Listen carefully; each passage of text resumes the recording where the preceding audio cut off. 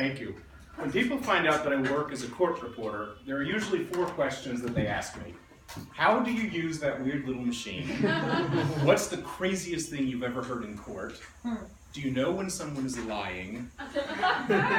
And will voice recognition eliminate your job? So, fellow Toastmasters and welcome guests, this evening I'm going to share the secrets of the stenographer and answer those questions. First, a demonstration. Let's go around the room and everyone state your first name, please, in a loud, clear voice. And we can start with Madam Past President. Pamela Olson. And just first name is fine. Raphael. Jamie. John. Jim. Continuing. Aida. Thank you. Kirsten. Mon. Jonathan. Donino. Lucy. Matt. Hadaway. Diana. Moshe. John Jacob Jingleheimer Schmidt. Just Steven. Muhammad. Dan. Steve. Philip. Sir. Camille. Carolyn. Very good. And I'm Joshua.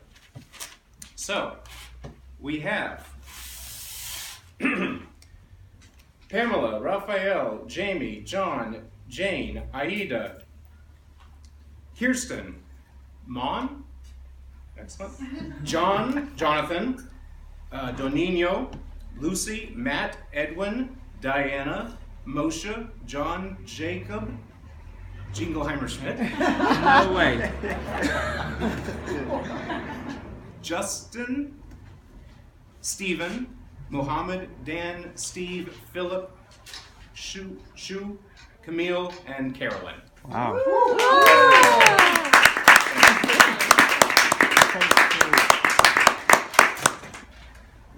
So our job is to listen to every word in the room and to document verbatim what we hear. And yes, indeed, we do hear some crazy things. During my 1 year in court, one story in particular comes to mind. A doctor had billed Medicare for hundreds of surgeries that he had not performed. We spent about 6 weeks going through literally thousands and thousands of hospital patient medical charts. There was not a single entry of a preoperative note, a post-operative note, a nursing follow-up, anesthesia being ordered for the patient. Most of these were elderly patients, and in some cases they were almost at the end of their life. And yet he had billed Medicare $7 million for surgeries, drainage and abscesses. And in some cases, he had billed Medicare for surgeries that he had performed on patients who were already dead.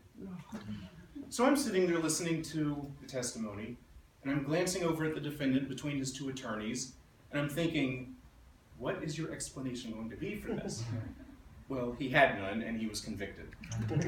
The next time he showed up in court for sentencing, he had traded his nice, sharp suit for a prison jumpsuit. Ooh. The next point, do we know when someone is lying? Imagine a financial guru who's worked for 20 to 30 years in banking. He has worked at many major national banks as VP and very high-ranking levels. All of a sudden, this financial advisor's clients start losing a lot of money. And so his company is sued for breach of fiduciary responsibility. Finally, he's deposed. A deposition is where you're asked questions under oath. I'm the notary public, so I tell you to raise your right hand and I swear you in. So the question goes something like this. Were you aware that revenues were down 50% in the first quarter of 2015 as compared to the first quarter of 2014? And he says, no. The next question goes, so would it surprise you to learn that your biggest investor went from $25 million down to $8 million of value in just under a year?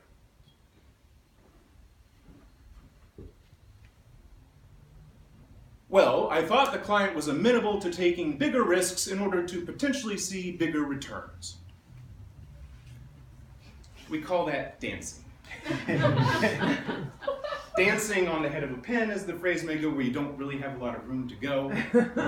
I call it dancing around the truth without ever landing right on the truth. So it is usually abundantly clear when someone is lying. And it's usually very uncomfortable for everyone in the room. And for me in particular, I'm thinking, what is their attorney thinking? Because it's so clear that they are just dancing and not giving you the truth. And now a major question that's on a lot of court reporters' minds, and the public, is, will voice recognition replace you? Now this is a legitimate concern because we all have cell phones, and I'm sure most of us in the room have learned how to dictate into our cell phone and have it transcribe what we want it to say. And I use that every single day. It's actually a wonderful feature. So imagine, somebody's going to the store, your spouse, your significant other, and you want to send that person a text message. Hey, can you pick up 2 6-foot cables? But then when they get the text message, what does it say? Hey, can you pick up 26-foot cables? Now that's one sentence. Imagine an 8 to 10 hour deposition where you have multiple people in the room speaking. You need the human being to sort out who's saying what and to make sure that what they're saying is coming up accurately on the screen. But that's not even the worst example. Have you ever dictated a rather long, maybe emotional text message because you had a lot to say? Maybe you were in a heated argument and you say, I really want to apologize. The way I conducted myself was completely inappropriate. I hope you can forgive me. I hope we still love each other, and I'm looking forward to seeing you soon. Love, yours truly. And then you look at the screen and it didn't put a damn word on the screen. That's happened to me more times than I care to say, and sometimes it just sends me back to typing it by hand, hunting back with my index finger anyway. So in summation, I hope you've enjoyed getting a little glimpse into the world of court reporting, and please, whatever you do, don't share the secrets of the stenographer.